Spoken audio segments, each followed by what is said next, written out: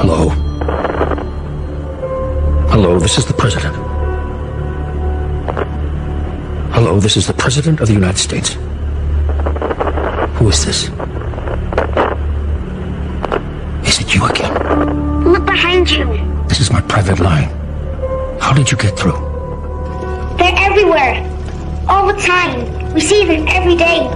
But you have to look behind you. There is nothing behind me. How did you get this number? The spaceman told me.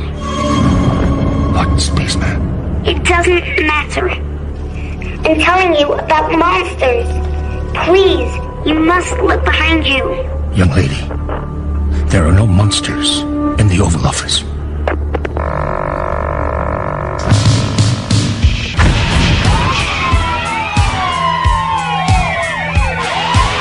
The loudspeaker spoke up and said, Wait, Sammy. the loudspeaker spoke up and said, Wait, Sammy.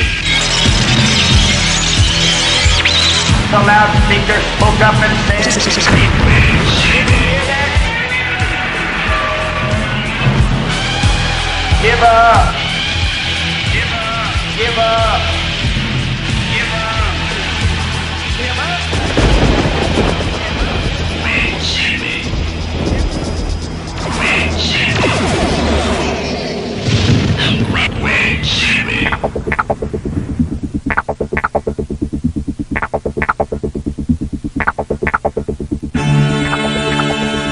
I'm Clay Lewis, and this is Ground Zero.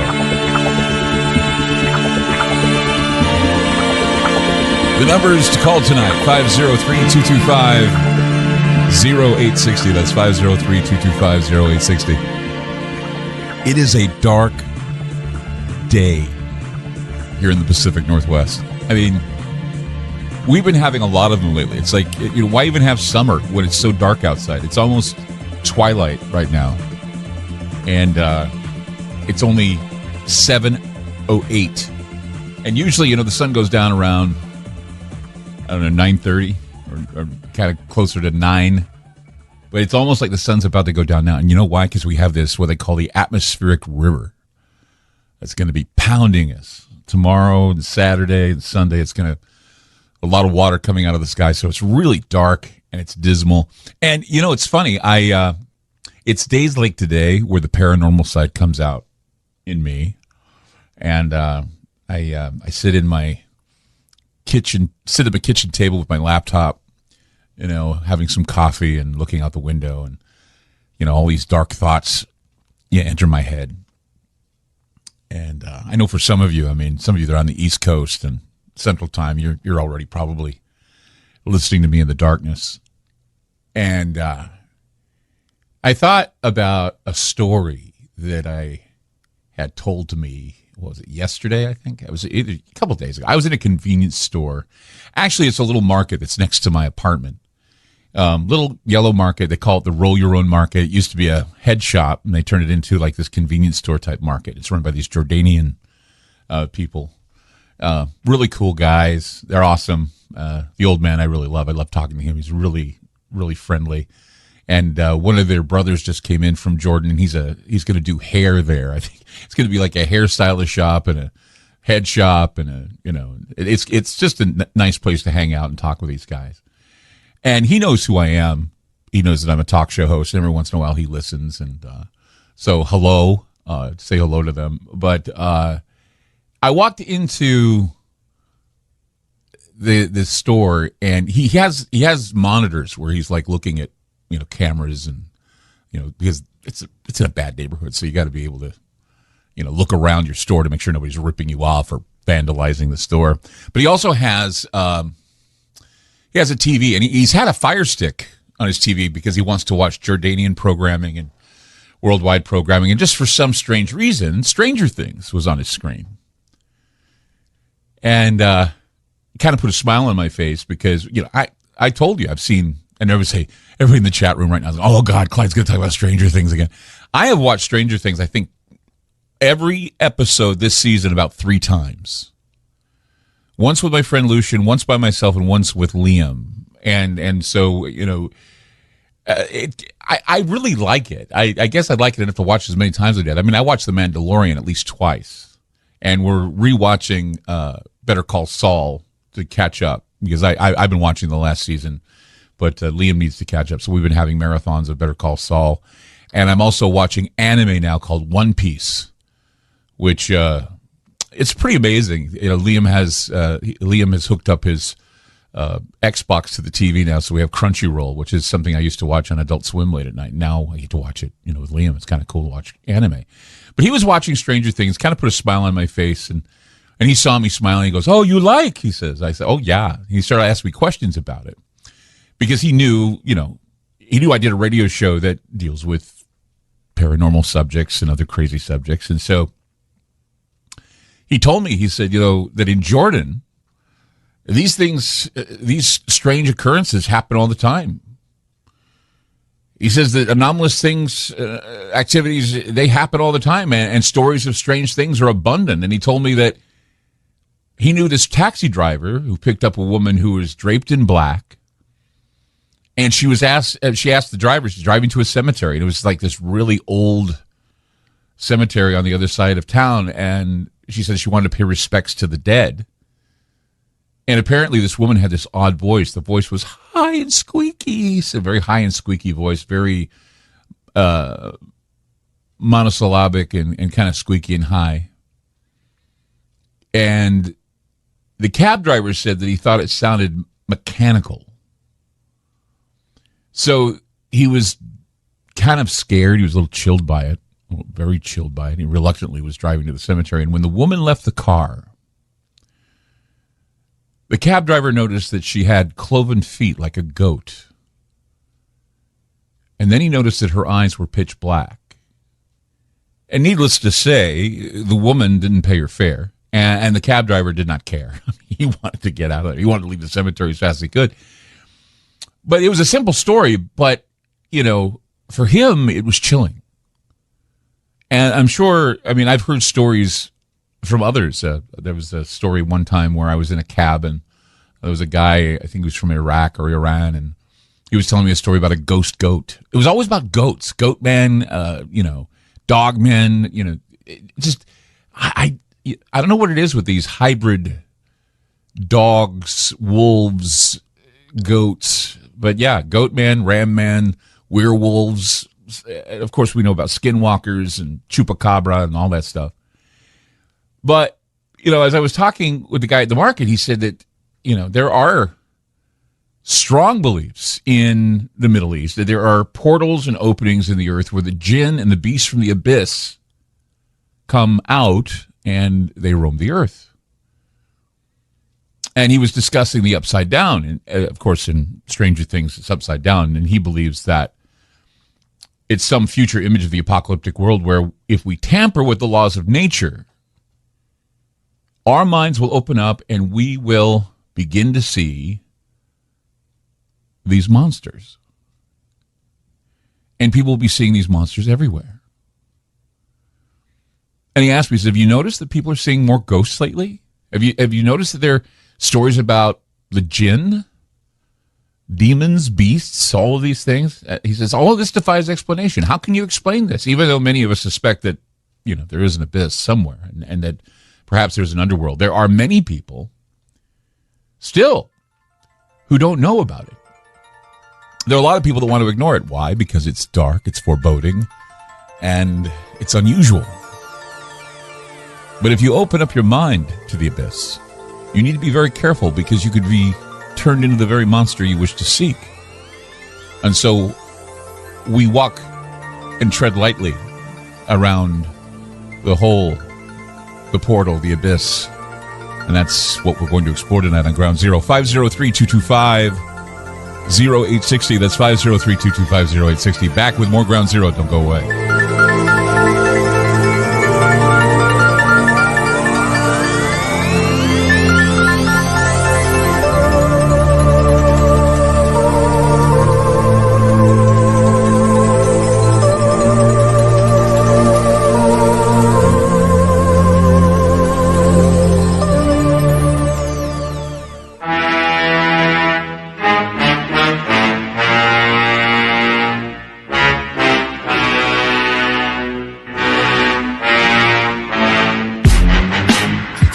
Craig Lewis. You are listening to Ground Zero. Tonight we dig deep into the abyss, and why? Well, it's something that is become more of a trope in science fiction lately. The idea of diving into the abyss or going into the great hole or the bottomless pit. I mean, that's what the abyss is. It's a deep hole, so deep that it seems bottomless or immeasurable. And the word is often used in modern context to describe the ocean or the sea. In the Bible and in Jewish theology, the abyss is often a metaphorical reference to the place of evil spirits. Sometimes the abyss contains not only evil spirits, but profane beings or profane monsters. And so when you look at the abyss, it's a bottomless hole in the earth, or it's a hole of fire and brimstone. So the Bible calls it the bottomless pit. Greeks used the term abyssu. Abyssu is also the name of a demon, the demon of the pit, the demon that plays a role in rising up and killing the children of God. Abyssu was blamed for miscarriages and infant mortality and was said to be motivated by envy and regret, and that she would show up and she would take the souls of young children, and also she would take the children from the womb, much like Lilith and several other, like Lamashtu, several other demons we've talked about on this program that are demons of the pit. And, it reminds me of the story that was told to me by that Jordanian man that was in the market next to my house. And even though we're told that the abyss is real, and nobody really knows where it is or if there's a general place or, there are several, like I said, TV shows other than Stranger Things. There's one called Night Sky, and it deals with the idea of sort of a underground transporter or sort of a teleporter that's sort of it's an abysmal area, but you get to transmogrify and move somewhere else. But there's also a TV show called Outer Range, where they have a pit in the middle of this property in Montana. It's a ranch, and a lot of crazy things happen at this ranch. So even though science tells us that, the abyss is a figment of over-imaginative individuals, there are many quantum physicists now that are talking about the opening the portals, the EBS, they call them EBS or EBBs, or part of the Rosenbridge concept of traveling from one point to another point through what Einstein had developed, this idea of a portal or a pipeline. And Einstein said that there were entanglements that were called spooky actions at a distance, quantum entanglement, to be honest.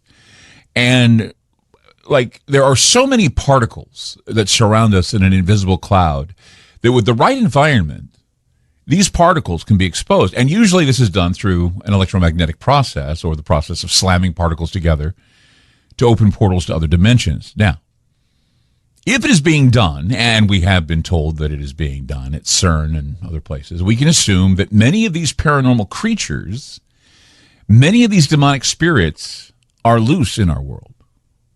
And we don't even need a collider to make it happen, right? We've had ritual and other things to make it happen. We don't know the origin of these beings. We don't know where they're bred in the environment they come from. We know that they are strange creatures. We know that they affect humans and other animals and more. And we know that a lot of them look hybrid or chimeras. There might be no getting around what Albert Einstein called spooky actions at a distance, because science is opening up doors and then they immediately close them. It's just, but the scary part is that things behind those doors are knocking. Once they've entered into that realm, they close the door in hopes that nothing gets through, but yet whatever's on the other side is knocking on the door. And some don't even bother to knock. They just rip a hole in our universe and appear out of nowhere. Now, according to standard quantum theory, particles have no definite states, only relative probabilities of being one thing or another, at least until they are measured, and then they seem to suddenly roll the dice and jump into formation. Stranger still, when two particles interact, they can become entangled, shedding their individual probabilities and becoming components of a more complicated probability function that describes both particles together. Now, the way to explain it in simple terms, for those of you that are ghost hunters, that look for ghosts, you see the orbs, right? And the orbs are particles. And those particles, they have no definite states. They just show up. And you're like, well, what is that? It's a particle. It's an orb. But several orbs, if they come together, they can, when you're measuring them, they can appear to suddenly jump into a formation. And there's where you see a full-on apparition. So we're looking at particles interacting. We're looking at orbs interacting. We're looking at the right components of more complicated probabilities that are spooky actions at a distance. And so all of these functions, in a very simple way, they specify that two entangled photons are polarized in a perpendicular direction with some probability that photon A is vertically polarized and photon B is horizontally polarized, and then some chance of the opposite, etc. So all this, you look up something called Bell's theorem, and it tells us that the universe and all of its dimensions are all a matter of unfinished business. We can't know everything that's in the universe. There's more in heaven and earth that can be dreamt of in your philosophy, right? That's the old saying. And so we look at matter in our universe as unfinished business, and that in the ether, where all of the particles move about, the cloud, this invisible cloud that's around us, particles moving about, they can, in some strange way, materialize in forms that we can only conjure in our nightmares, in our unconscious mind, in the shadow version of our existence. We talked about that with David Oates the other night, remember? So in some places, most notably the darker areas of the shadow sphere, we see a darker, abandoned, and toxic copy of the human world. And this can be the future, it can be the past, but if we don't put checks and balances in the way we slam particles together, we may have already sealed our fate. And somewhere out there is that doorway. Somewhere out there is that dimensional gate. And so the shadow world creeps in. It leaks in. The creeping darkness can break through the carefully constructed matrix that we now occupy. Robert Anton Wilson once said that we have created this safety net we call reality. And every once in a while, we're reminded that a very real existential world exists and that the spooky actions we see are all part of some quantum theory that is not easily explained. And there have been many occasions where we've been told that the universe we live in is a construct, a safe haven that you've developed to hide away from the various demons and boogeymen that plague the nightmares that we have. And most of what we are being conditioned to believe is that we are heading for a post-apocalyptic world, or a world where the darkness has been allowed to come in.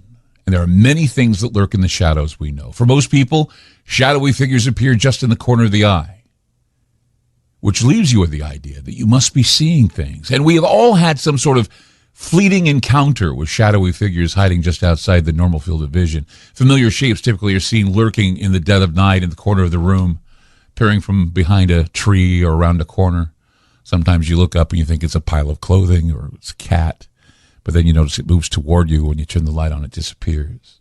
So on the supernatural side of the argument, we can assume that these shadowy figures are spirits, miasmas, or even shadow people. However, there is yet another area of study where the shadowy figures are not always wispy entities playing hide-and-go-seek with your mind. We're going to talk about that coming up on Ground Zero. What are they? What is happening? What strangeness is lurking in the shadows? A lot, believe me. And science is paying attention now. 503-225-0860. That's 503-225-0860. Hey, listen, if you have an experience you want to share with me that you haven't shared with anyone else about this type of topic, I love to hear these stories, so please call me. 503-225-0860. Back with more Ground Zero. Don't go away.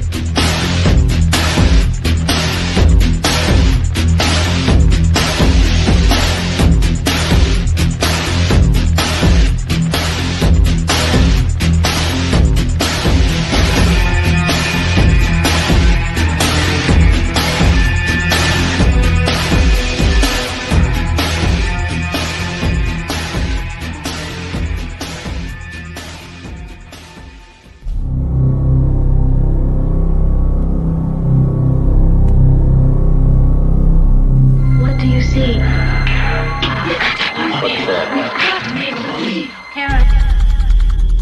Something is coming. Something hungry for blood. What is it? The Demogorgon!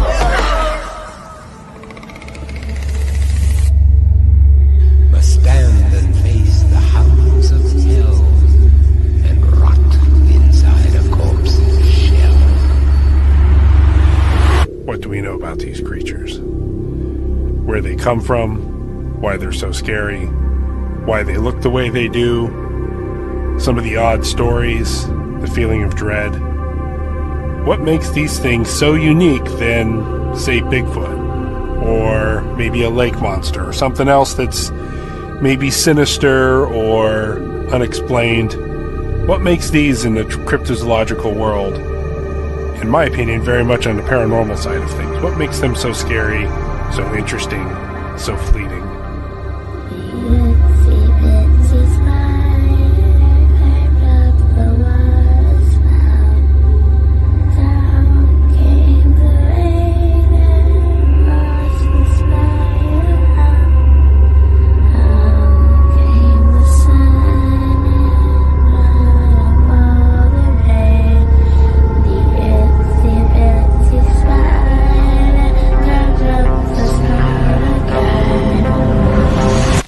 When the moon is full, the beast must die.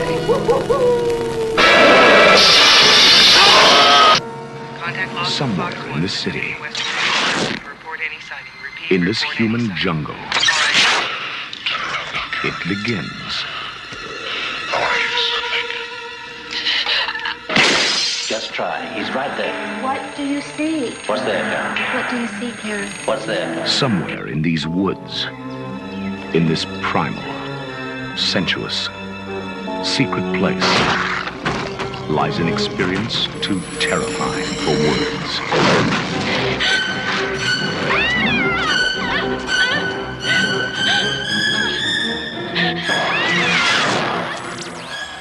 And now, all anyone can do is watch and wait. Tonight I'm going to show you something. Make you believe.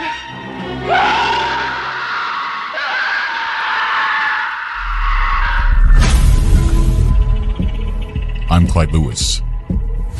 You are listening to Ground Zero. Tonight, the dark side. Feeling it tonight, a little cold chill in my bones. Why? It's cold outside.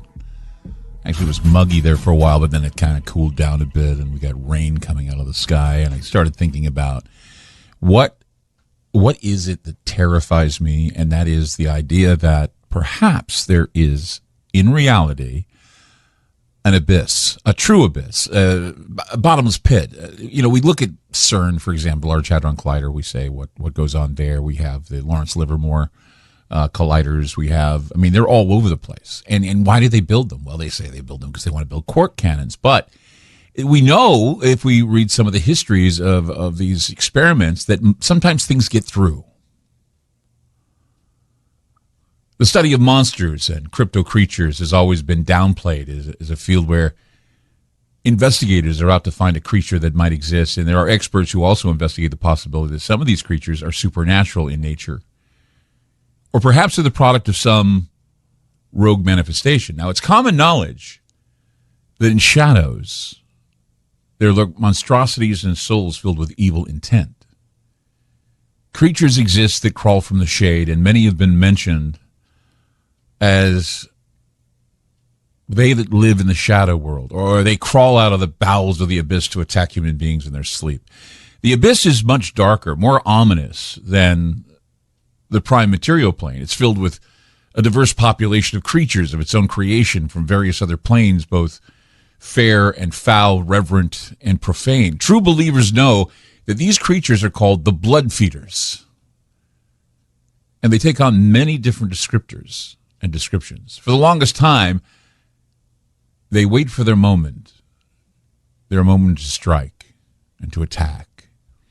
Now, another reason why I want to bring this up is because there is something going on, something viral is going on the internet. On May 21st, about 1:30 in the morning, security cameras surrounding the Amarillo Zoo in Texas captured a peculiar image. The image, like I say, has gone viral online and has been featured in Newsweek and many other mainstream news outlets. Many people say that the image shows a possible werewolf, skinwalker, or chupacabra. Some say it's like a dog man. The image shows a two-legged object behind the fence of the zoo, which is located inside Amarillo's Thompson Park. And the image looks like a large canid, or canine, walking upright. Now, Michael Kashuba, who was Parks and Recreation Director at the city of Amarillo, told Newsweek that the zoo has strategic cameras in place, and that this particular footage was discovered when staffers conducted a casual review of surveillance video, which led to a discussion about who or what was contained in the image. Now, whoever or who or whatever it was in the black and white footage never gained entry inside the zoo. Kashuba said nothing got in or caused any damage to the zoo fencing or the animals. The image certainly is interesting. In fact, I'm going to get Ron to post it on Facebook. Many people have seen it, but I just want to make sure it's on our Facebook page so you can see it too. But like I say, the image is interesting, and it's just one more possible sighting of a strange creature or strange creatures that are now being reported in the news. Now, we all know about Bigfoot, right? Bigfoot are everywhere. And everybody can either fake a Bigfoot picture or they really think they have proof of Bigfoot. And like I said, pictures of floating logs, you get floating log pictures, and that comes into being of the Loch Ness Monster. And even though I have seen Bigfoot, or I believe I saw a Bigfoot at East City Ranch, I went to a Bigfoot festival, and a lot of the Bigfoot investigators believe that, they don't look into the pictures. They don't think the pictures mean anything, really. They want proof. They want scientific proof. And this photo may not prove anything. It's just that it could be an optical illusion, it could be something, but it looks like an upright walking dog or a werewolf or something. And this is something that, it has me transfixed in a way, because it was a couple months ago, I was reading some stories about how people are claiming that they are having encounters with Baphomet. And, I got to thinking about Tracy Twyman, because she was telling me all about how in the future, Baphomet would be trying to communicate with mankind. And I don't know if you've ever seen Baphomet, if you know the goat man, or it's a creature that resembles the image of a transgendered goat or ram man. It's a goat head with antlers and breasts, and then it has a caduceus and goat man, or the idea of a goat, or the idea of a werewolf or a hybrid wolf god, or there's even not centaurs, but there's another god that has a horse head. But goat man has another strange relationship with canine or wolf sightings, because the goat man has been known to kill dogs or canines. The goat man has, you first heard about the goat man back in the 1970s. Prince George's County, Maryland, had a few sightings of this goat man.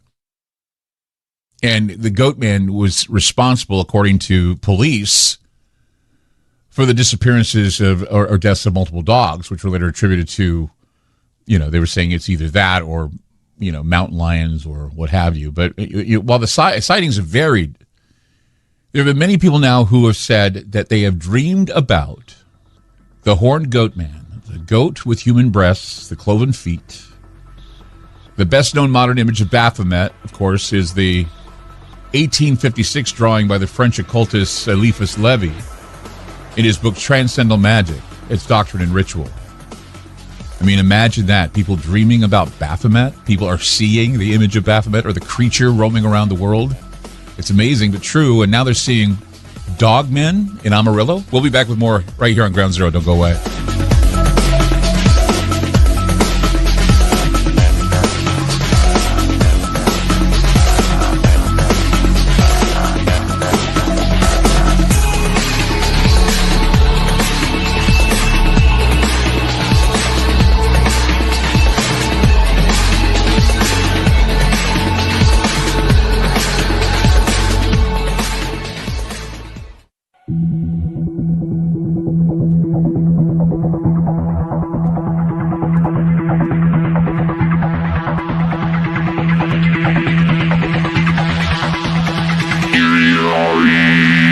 Amarillo, Texas, dogman sightings. An upright walking creature with the head of a wild dog. And no one can really figure out the size of this because it was caught on a security cam. But dog beasts, the idea of dog creatures, werewolves, there are videos always that make the rounds. But this one was factual, apparently. We see this. We just put the picture up on the Facebook page, the Facebook Ground Zero page. You want to go there and look at it. And we know that hoaxes can be created, and people, of course, can hallucinate. But in the age of the cell phone, and in the age of this, in this case, a security camera, we can get lucky sometimes. And I know that a lot of this, you blink at it and say, well, couldn't we get a better photo? And even when we get a better photo, what people say, well, it's fake. But there are scientists now. And I was wondering, how will I talk about this to give you a sense of reality? I got plenty of peer-reviewed papers and things that I've been reading about how scientists suggest a second Genesis. They talk about how there's a 50% chance that other life forms which oppose the norm do exist and hide within the normal biosphere. And I know this is a radical hypothesis, and it's a very highbrow way of declaring that there's a twilight zone or a shadow sphere or a shadow area or an upside down. And of course, this science is limited to the study of a mirror world with different microbial life. But think about this. Why stop at just minimal microbial life? I mean, could this shadow biosphere explain strange sightings like this, like these cryptid sightings or these dog sightings? I don't know if it would explain the Baphomet sighting. This might be something more psychological here, because I think that we're living in times where the darkness is, we know that darkness can be watered down, of course, over the years with a lot of science fiction. But when, you look back and you think of your campfire stories, you think of other things, and you think, monsters are just fairy tales.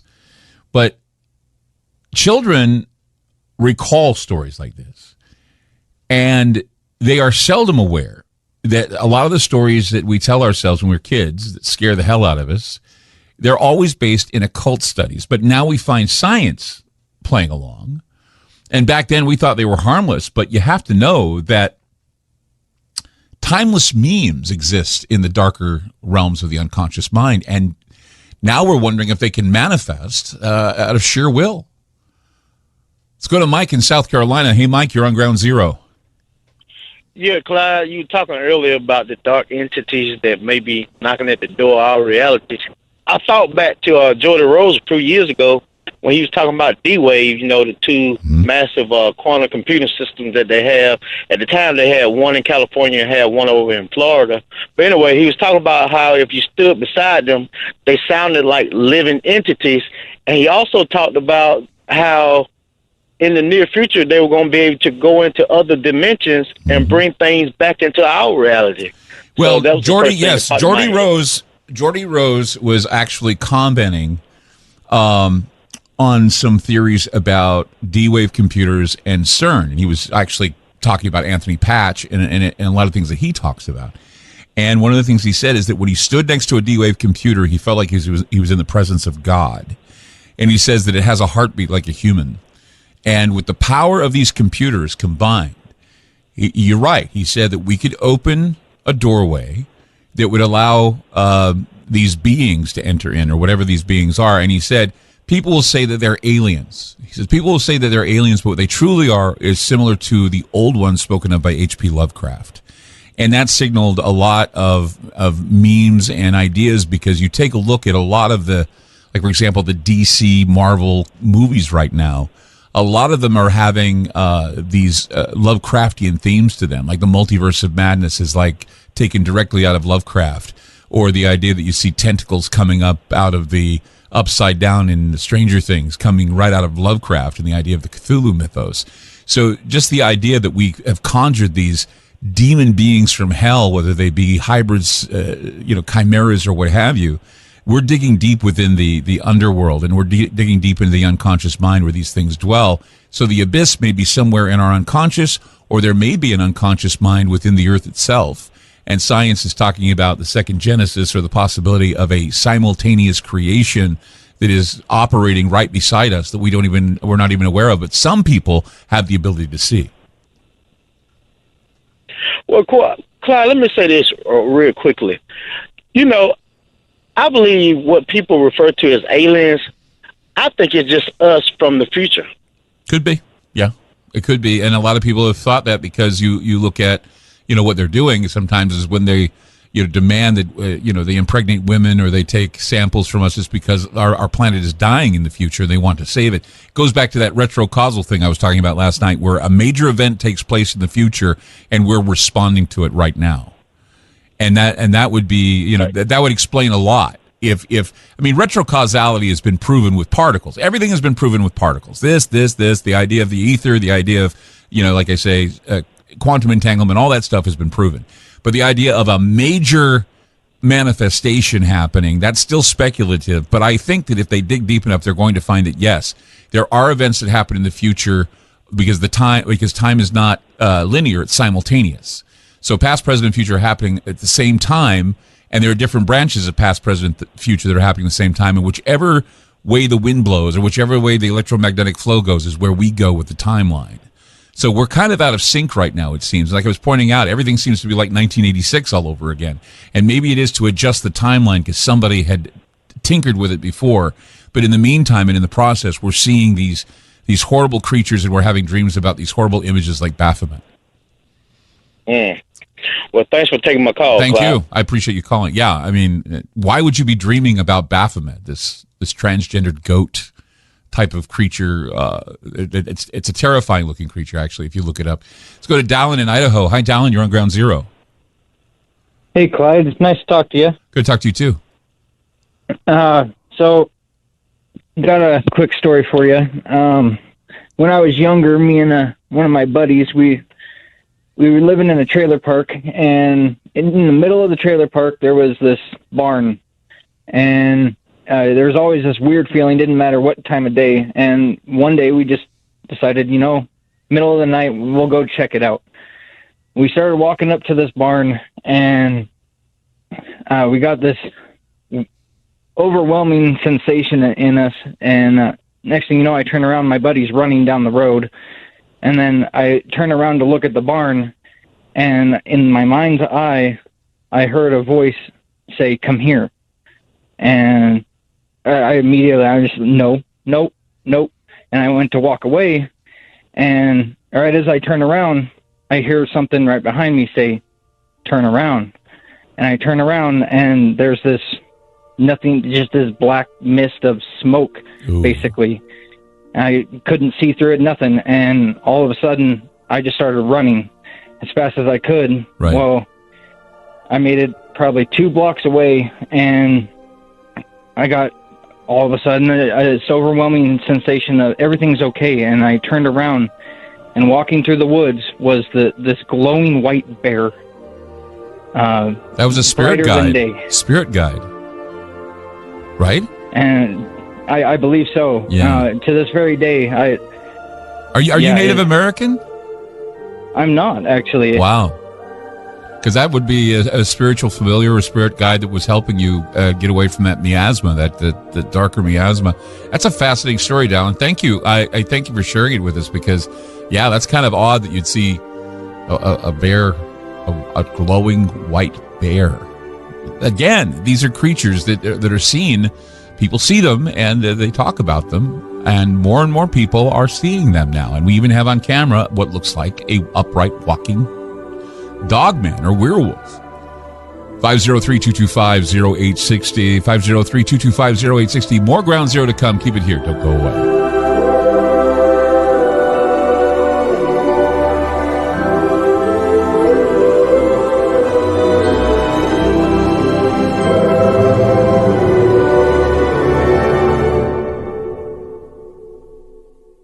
Hey guys, it's Clyde Lewis from Ground Zero. You know, with the rise of the cancel culture and an increase in social media censorship, we need to make a big change. So we decided to create a very unique digital platform. It's called Aftermath.media. It's an exclusive online multimedia library featuring an interactive social media section with a chat room, videos, audio clips, archived Ground Zero podcasts, documents, books, and magazines. Our news aggregator provides current news relating to many of the topics we cover. We're expanding our research and study groups as well, which presently includes Tracy Twyman, William Cooper, Mae Brussel, and Jim Keith. Also, check out popular podcast Conspirafact with Wes and Bill. Updated apps will be available soon. The monthly subscription for Aftermath is only $10 a month, and if you sign up now for the yearly subscription, it's only $79. You want to hear the shows you love and support Great Talk Radio. Go to Aftermath.media. Again, that's Aftermath.media. Are you intrigued by Paranormal Talk Radio? You'll love the new Paranormal Radio app from TalkStream Live. You'll find a great selection of talk shows covering UFOs, ghosts, strange phenomena, and much more. Download the Paranormal Radio app now and start listening to the very best in paranormal talk entertainment, including the network you're listening to right now, the Paranormal Radio app, free in Google Play and the iOS App Store. Spinning complacently in the darkness, covered and blinded by a blanket of little lives, false security has lulled the madness of this world into a slumber. Wake up. An eye is upon you, staring straight down and keenly through, seeing all that you are and everything that you can never be. Yes, an eye is upon you, an eye ready to blink. So face forward, with arms wide open and mind reeling. Your future has arrived. Are you ready to go?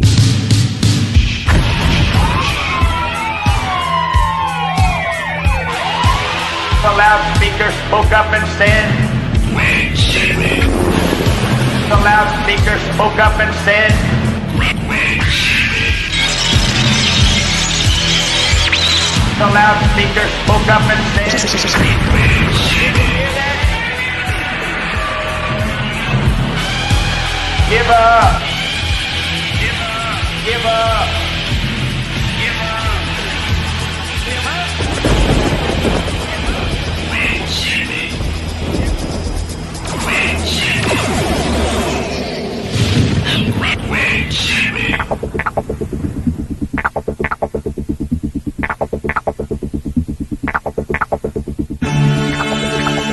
I'm Clyde Lewis, and this is Ground Zero.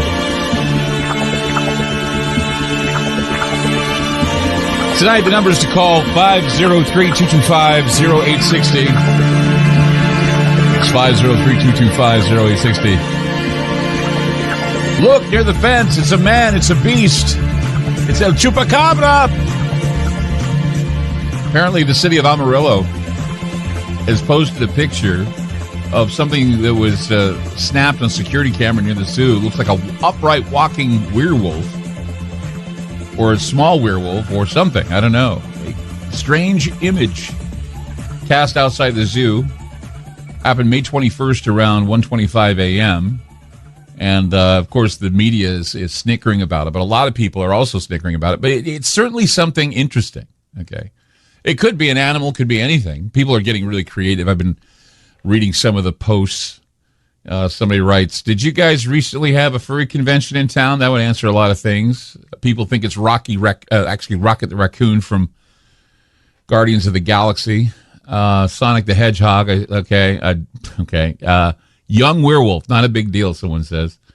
Chupacabra. Hands down, people think it's the Chupacabra. Somebody said it's the Demogorgon from that documentary on Netflix called Stranger Things. Yeah. Okay. But this picture, it wound up in Newsweek. It's wound up all over the internet.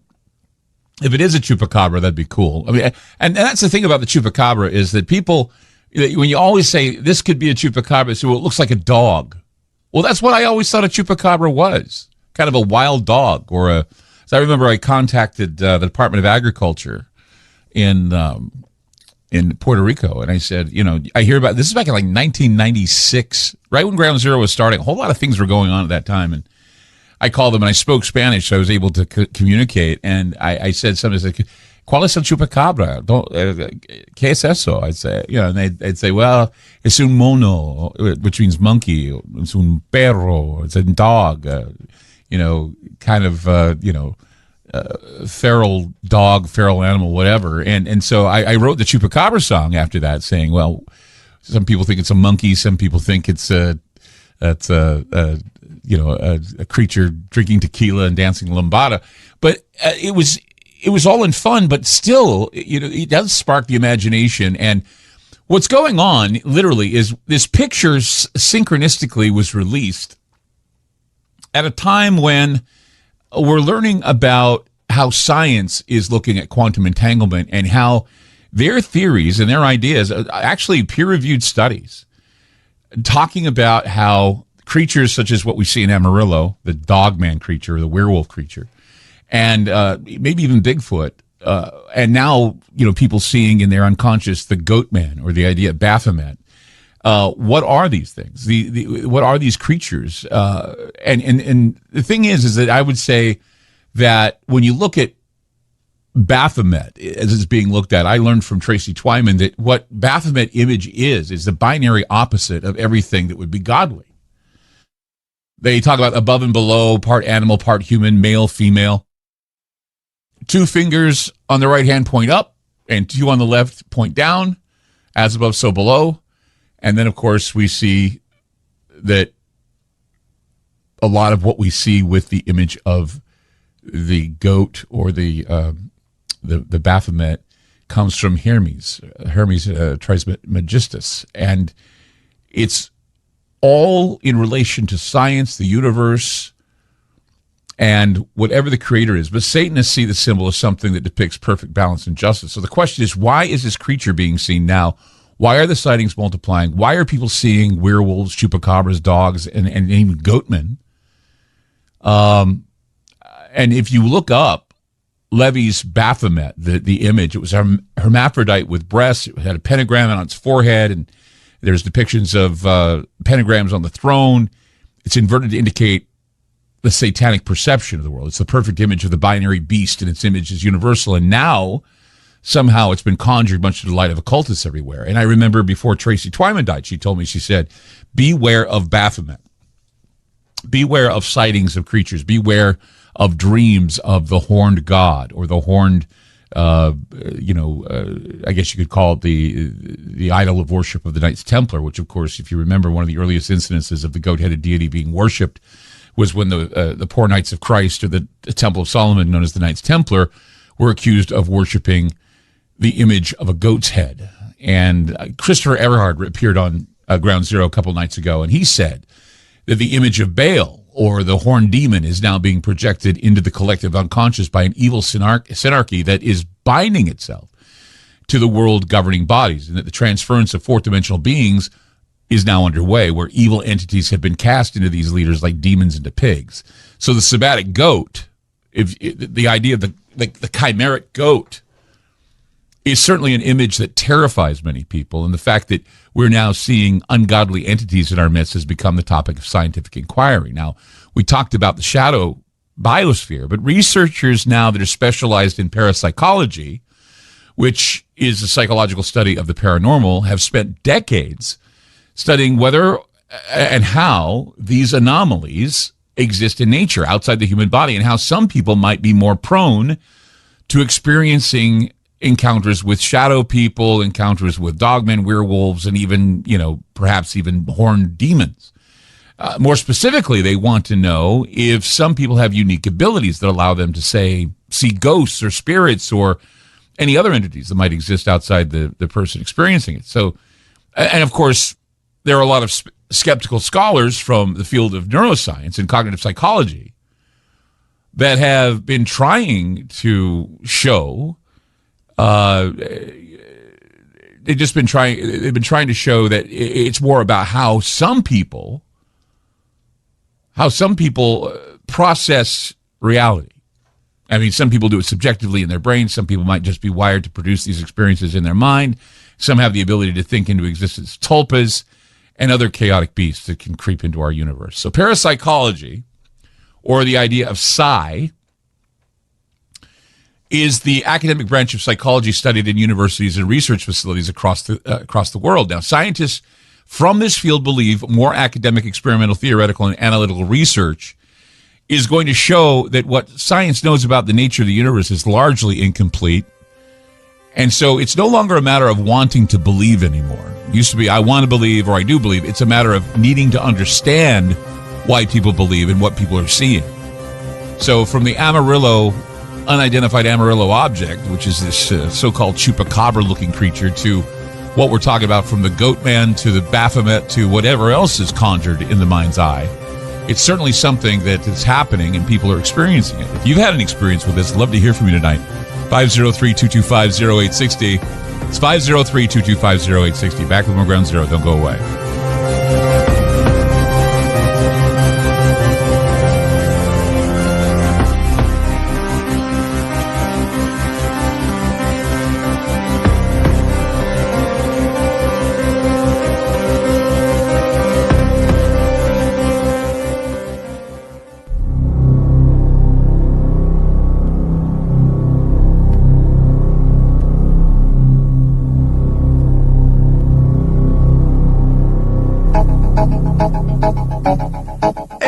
Chupacabra. Miren, chicos, es el chupacabra. Chupacabra, chupacabra. ¡Ay! ¡Cómo me pica el chupacabra! Hoy es tan feo como Pablo Guagua.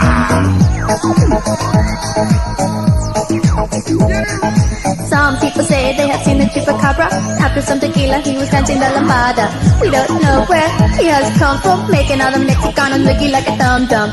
They say that he's a monkey. I think the whole story's just a little funky. There's a buggy-eyed creature that we call the chupacabra, 4 feet tall like a mutant in Chihuahua. In Mexico City, Puerto Rico, Nicaragua. ¡Eh, chupacabra! Hay un criatura que se llama chupacabra. Es muy feo como tibis para guava. Queremos pasar algunas palabras. ¡Oh, chupacabra! This song is silly, but you see we really gotcha. Like hearing the lambamba or the hokey cucaracha. We started a sensation about a creature that is just hallucination.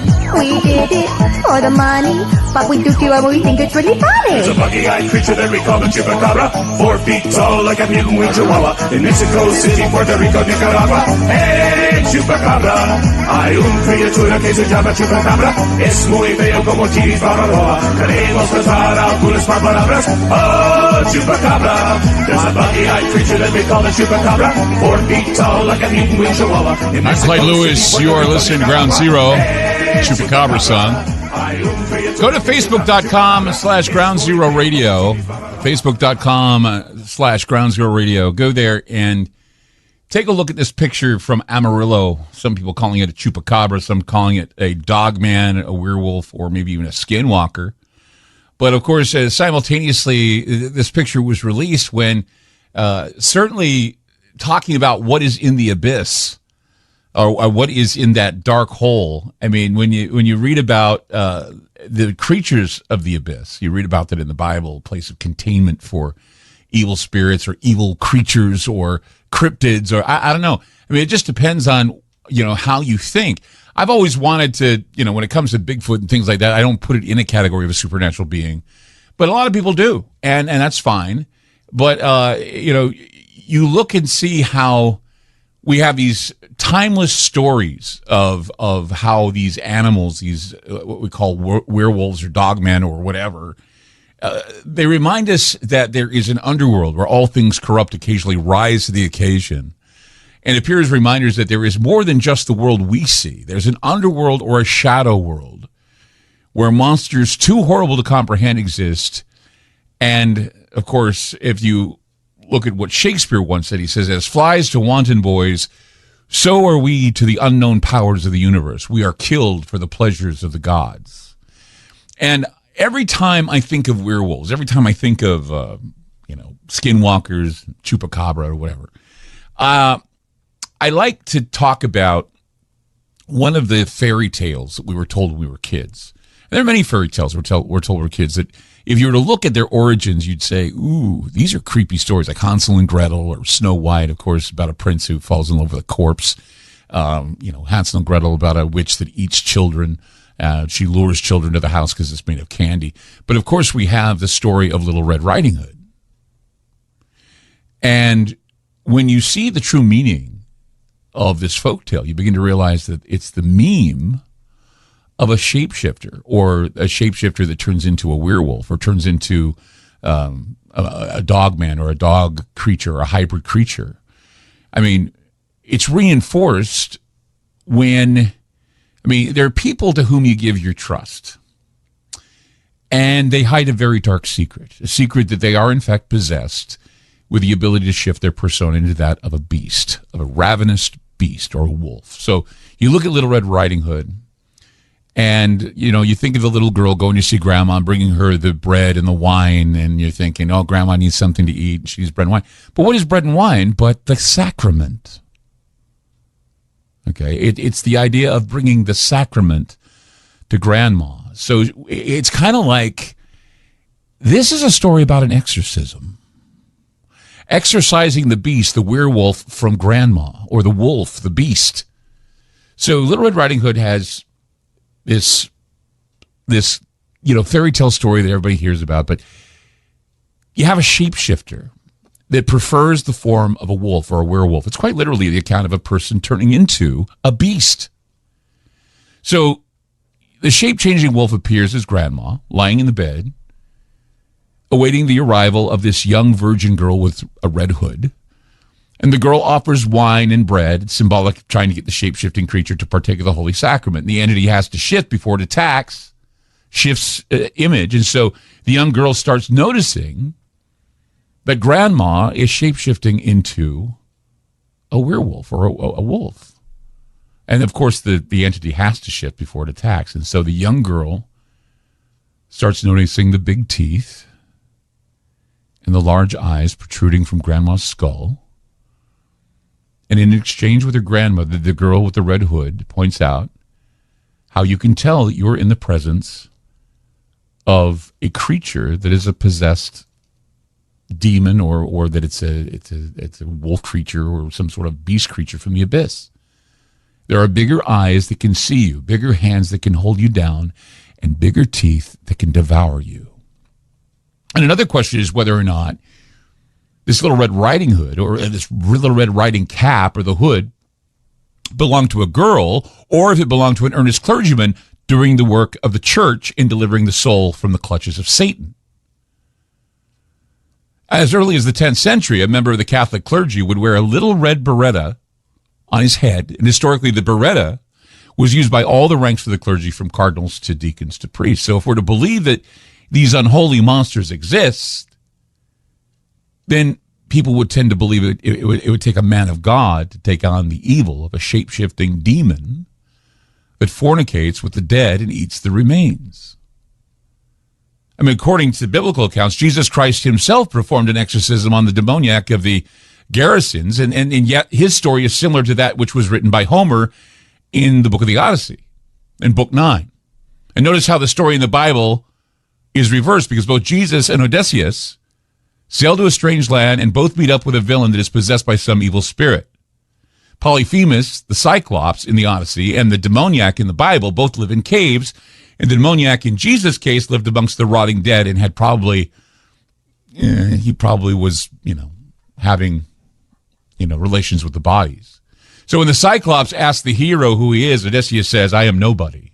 Remember, that was said in The Exorcist. Who are you? We are no one.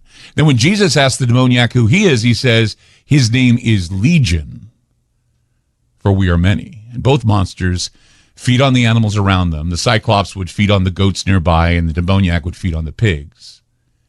So it's a similar story, right? Jesus and the demoniac, Odysseus in Homer's Odyssey. I mean, it's quite interesting how these stories are interchangeable. I mean, you look at The Exorcist by William Peter Blatty. Father Damien Karras enters into the bedroom of the McNeil home to talk with the little girl. Her name's Reagan. So Karras stops, sees Reagan on the bed, arms held down by a set of restraining straps, and it seems to be no longer entirely Reagan. The possession has changed her face. It's now puffy and scratched and bruised. And Karras is taking it back and then reining his revulsion in. He slowly and warily closes the door behind him and walks around to the other side of the bed, and he asks the girl, "Are you Reagan?" And then Reagan says in a dark voice, "I am the devil. Now kindly undo these straps." And on the movie soundtrack, we hear voices in reverse, and we hear howls, and you can hear both forward and backward, "I am no one, I am no one." Where's Reagan? The demon says, "In here with us." This, of course, is the same theme as the demoniac, claiming that there are many demons inside him. Just like Little Red Riding Hood asking Grandma, "Why do you have such big teeth and big eyes?" Because they are shape-shifting into something that is beastly, something that would be considered a cryptid, right? Something from the abyss. We'll be back with more Ground Zero. Don't go away.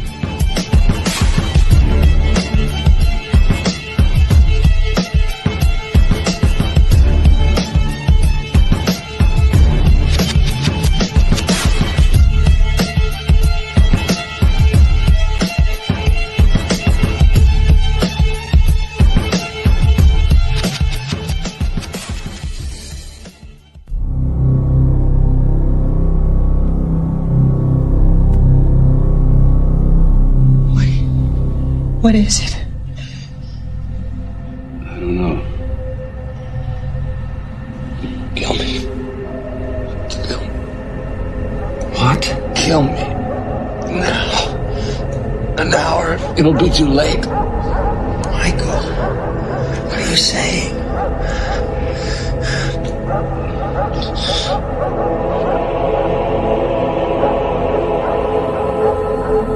So the officer and I went out there to take a look at it. You know, he just tried to chew in around the doors. And you could see a dog print, you know, alongside the window there. And so it was, you know, obviously a dog. You tried to kill yourself? Why?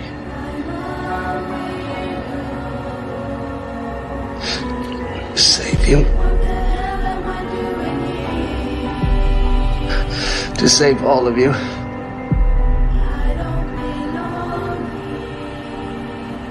I would not kill it because I was afraid to. But it went back up the mountain.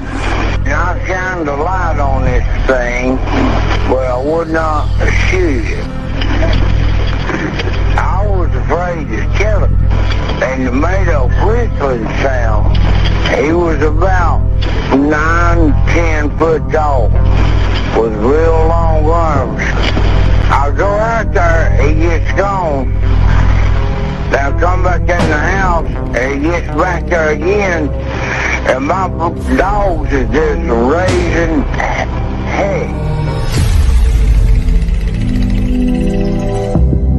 I'm Clyde Lewis. You are listening to Ground Zero. The number's to call tonight, 503-225-0860.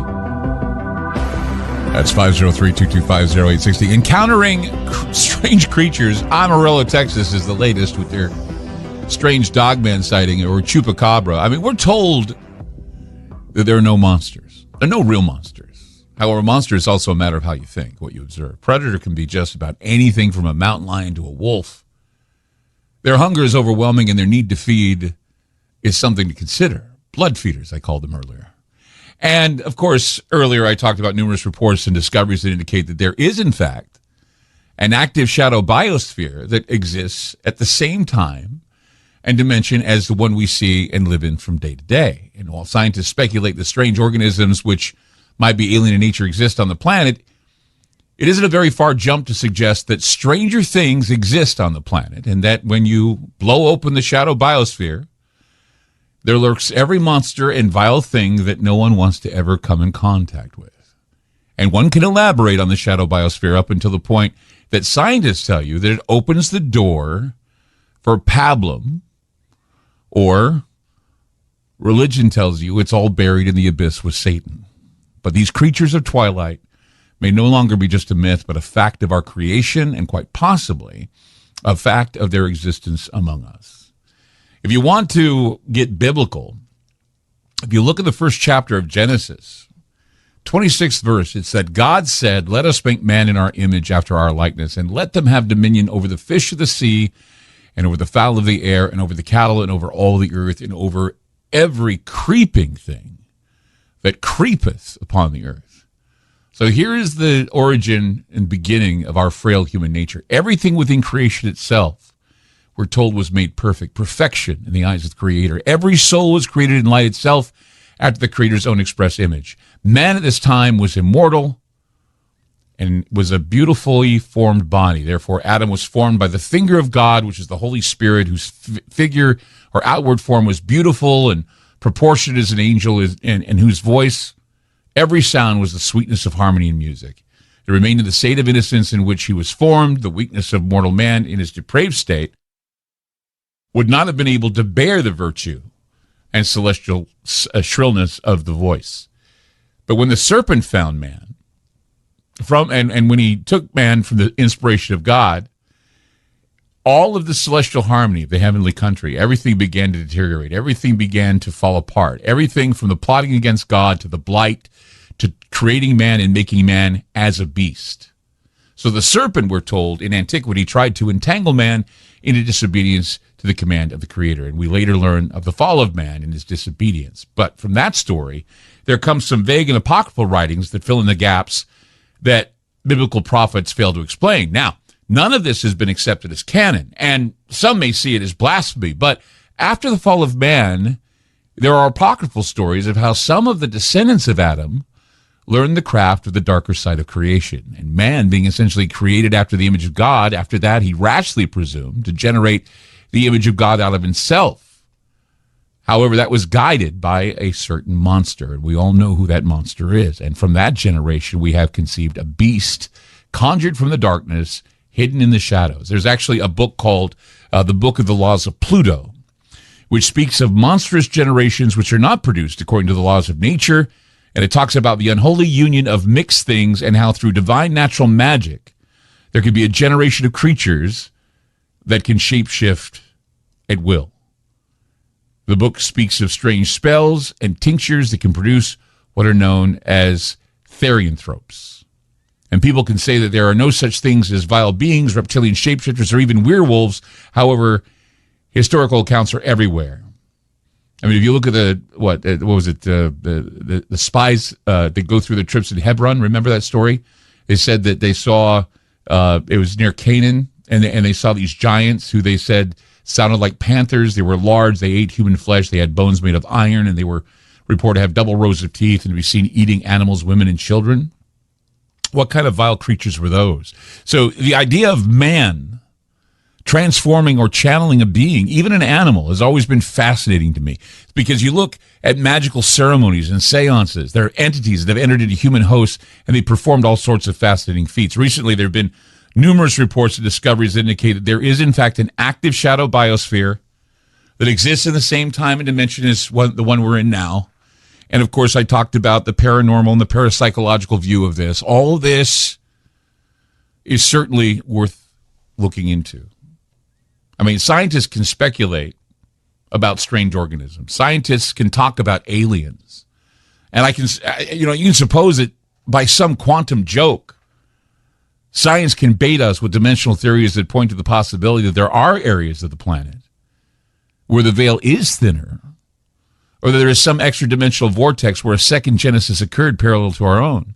And there are locations throughout the planet that are suggested to be the most powerful due to their position, and with the appropriate ritual performed, you can see something come out of the planet. And, of course, we're seeing strange creatures showing up in Newsweek in Amarillo, Texas. And I think, it like I said, it's very interesting. And especially, we know that people have paranormal experiences. We know that they see monsters. We know that beasts show up that have never been seen before. And now we have government confirmation of things like alien abductions and possible extraterrestrial encounters. They've been talking about this. Now NASA wants to investigate UFOs and abductions. This is not limited to outer space. This is interdimensional. This is all interdimensional realms, which goes full circle into the possibility of the upside down spoken of in Stranger Things. And there are other non-fictional stories and programs that are using this as a focus of the storytelling. Like, for example, Outer Range, I mentioned, about a Montana ranch. They have a dimensional hole hidden on their property. And then, of course, Night Sky with Sissy Spacek, J.K. Simmons. They're in this show, probability of dimensional doorways sprinkled throughout the world. But the thing about Stranger Things, it's based on Cold War experiments that allegedly took place at Montauk. And yes, creatures and monsters that look like dogs and wolves and half man, half wolf have showed up on the shores near Montauk and Plum Island, which is another story entirely. So very creepy stories that we can get to hopefully with time, but also some phone calls. 503-225-0860. That's 503-225-0860. I'm Clyde Lewis. You're listening to Ground Zero, and we'll be back.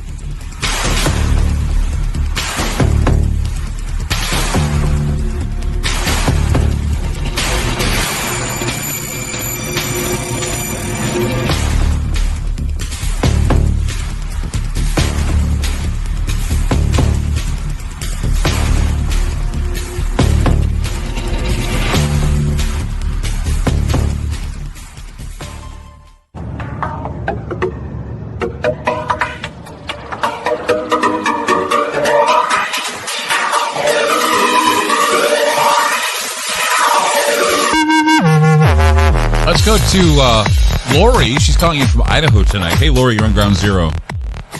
Hey, Clyde. Hey. Go ahead. A lot of static. Can you hear me okay? I can hear you fine. Go ahead. Okay. Yeah, I was living in Jacksonville, Florida in the mid-'90s, and I was just in my bedroom falling asleep, and I started dreaming and had an unusual sex dream, which, was kind of shocking, but it was very, very powerful, so it woke me up. And when I woke, at the foot of my bed, all my lights were off, and my ceiling was really tall, and up at the top of the side of the walls were these horizontal windows, and it was a full moon, and it was shining right in, and there was a tall, very strong-looking figure right at my feet, and didn't have a human-shaped head, and it was just standing there. I couldn't see the details of its face. I'm paralyzed, I'm petrified, and on both sides were two other figures, a lot shorter and seemed more, not as strong, not as muscular, and they were just standing on each side of him. You know, I don't want to scare you or anything, but what you had was an incubus encounter. What? An incubus encounter. Do you know what an incubus is? No. It's a demon male who comes upon women as they sleep to have sex with them. It tries to have a sexual encounter with you in your sleep. That's what incubus is. How old were you when this happened? I was about 36. 36. And, and apparently there were witnesses, so we probably had psychopomps waiting for the outcome or whatever to witness it. It was, I would say that would be a terrifying encounter. That would be something that, because you're saying it was an unusual sexual dream, and then you wake up and you see something very strong muscular with the very tall, very tall, very and you said it didn't have a strong, human head. What kind of head did it have, do you think? Did you notice? Did you and you're going to think that, because people are talking about it these days, that I'm going to say reptilian, but I didn't know that word. I didn't know there was any such thing back in the 90s, and I didn't only until a few years ago of the possibility of a reptilian type of race. But if I had to say, it would be a reptilian type of outline on the head, but a almost human body, but not normal size. How's your health? How's your health? What happened? Hasn't been good. What? Okay, hasn't been good since. Yeah. All right. Yeah. So you were 36. You had this encounter. What happened to your health after the encounter? Number one thing was energy. My energy was never the same, and it's just like each year exponentially, it's less and less, and there's just no reason for it. Do you have a religious affiliation anywhere? Just Christian. I would seek out clergy if I were you, and I would talk with the clergy about what happened to you and get a blessing. I would do that if I were you. I really would. Okay. Because it would help your health. It would help your health because I think a lot of people don't understand that, regardless of what you might think about, they call it myth or they call it whatever, incubus or succubus encounters can drain the energy of a person. And it can drain them to the point where they die. And that's why I was asking if there was what it feels like. Yeah. So if you want to feel rejuvenated, I suggest you go to someone that you trust that is either a clergyman or someone who's a shaman or someone who can cleanse you and get a spiritual cleanse of some kind. Prayer, maybe some fasting, go without a meal for a while or for a couple of hours. Really pray and then go to someone who can give you a blessing, which would include the laying on of hands. Or fervent prayer. Yes, I mean, and I promise you, your energy will change. It will, because this happens. Incubus. Just when you were talking about, I was thinking, oh my God, it's an incubus attack. They happen. And men usually get what are called succubus attacks, and a lot of them, a lot of men who have had succubus attacks die of heart attacks in their sleep. And can they leave? I hate to ask this question, but can they put something inside of me, that drains my energy? Yes. Yes, you could have something inside you right now draining your energy, and I don't know if it's physical, but it could be spiritual. It could be a number of things that could be draining you of your spirit, draining you of your like an energy parasite or something. Yeah, robbing you of your energy. I mean, I've gone into haunted places, right? And my wife, Janine, has said she thought that something had attached itself to me. And I remember I talked with June, who is calls herself the demon slayer or the demon seer. And she actually said that she could do some sort of exorcism over the phone. And when she did, it was the strangest thing that I developed this really big boil in the middle of my head. And it was awful. It hurt. And I don't want to gross anybody out, but I had to pop it. And it was after I had her say to command this thing to get out of my body, and it I guess whatever it was formed the boil in my head, and I popped it, and I felt better after that. But it's just the idea that yes, we can have residual spirits attach themselves to us, especially in a situation where you're having, as you say, an exceptional sexual dream, and you wake up with something at the foot of your bed that looks demonic. Yeah. So. Yeah, I would say get a blessing. A blessing will help you. I really believe that. A blessing of healing. Yeah, I think you might have saved my life. Well, thank you so much. I learned a lot. All right. A lot. Thank you, Lori. All right. Take care. You. Yeah. Get a blessing. If any of you feel like you've had that kind of a encounter. Let's go now to Jerry in Michigan. Hey, Jerry, you're on Ground Zero.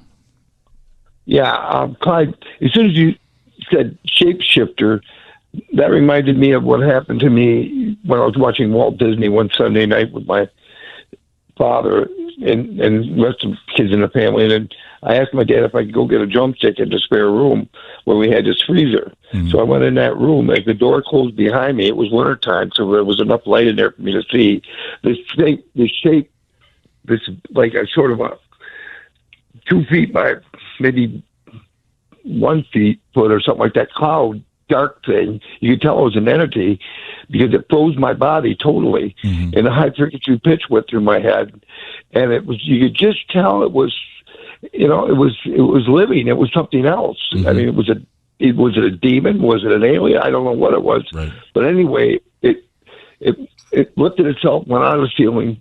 I shook my head, said, boy, that was kind of weird. And then I went to the freezer, got the drumstick, didn't think about it much. But the high-frequency pitch went through my head. About 6 months later, I was sleeping adjacent to a wall on my side. And I woke up with that same sound going through my head. And it was sleep paralysis. I was Right. paralyzed, Right. just like I was when I saw it. Yeah, it So holds I you don't down know to the what they bed. was. Did you see any images? Did you see anything like that? I was not the second time, because I was made next to a wall, facing the wall. I was sleeping on my side. Right. But the first time when I went Monday night, I mean, I'm 71 years old, so this happened around 1960, 71 anyway. Right. I saw that thing, and a extreme sense of fear came over me, by the way. And, of course. And then but then it let me go, and I went to the freezer, got my drumstick, and didn't think much about it. So, Well, yeah, I'm glad you're fine because, yeah, those things happen and they're unexplainable. Coming up, we have Chad Lewis. He's going to talk to us about this Amarillo dogman sighting and maybe some other things we can pull out of him, too. I mean, he is a paranormal investigator. He's very well known, and we're glad to have him on board with us. So stay tuned for that. Chad Lewis coming up on Grounds Zero. A lot of paranormal things happening in the world today, and I'm wondering, well, I have an idea as to why, but maybe you have an idea too, and I'd love to hear from you tonight. 503-225-0860. That's 503-225-0860. We'll be back.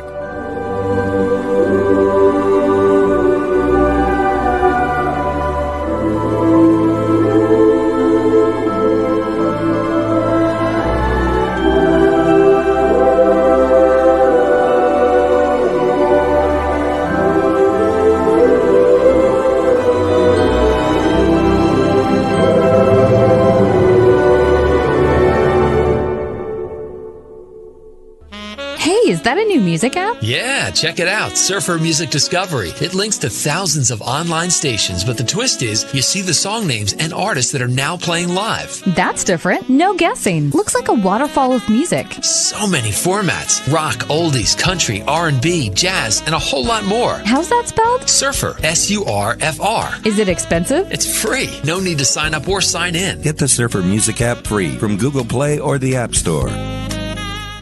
So, you love talk radio? Then you'll love TalkStreamLive.com. TalkStream Live is always on, 24/7 with the best streaming talk shows. Find your favorite talkers and discover some new ones. It's free, readily available online or on mobile with any smartphone or tablet. Finding your favorite talk shows all in one place has gotten a whole lot easier. Just go to TalkStreamLive.com. Be sure to download the free apps from Google Play or the iTunes App Store.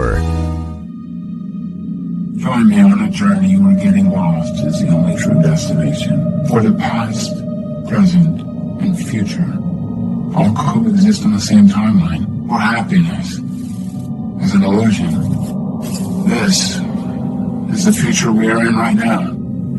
Where our phones are the first things that we touch when we wake up, the last thing we touch before falling asleep. Radiant, seductive screens we so lovingly, endlessly gaze upon. Much like you're doing right now. Welcome to a future where our true reflection is only revealed once the screen goes dark. Welcome to the darkness. I hope you find it enlightening.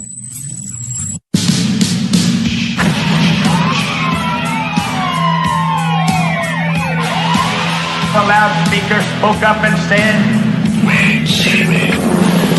The loudspeaker spoke up and said, "Wait, Jimmy." The loudspeaker spoke up and said, "Wait, Jimmy." Give up. Give up. Give up. Give up. Give up. Wait, Jimmy. Wait, Jimmy. Wait, Jimmy.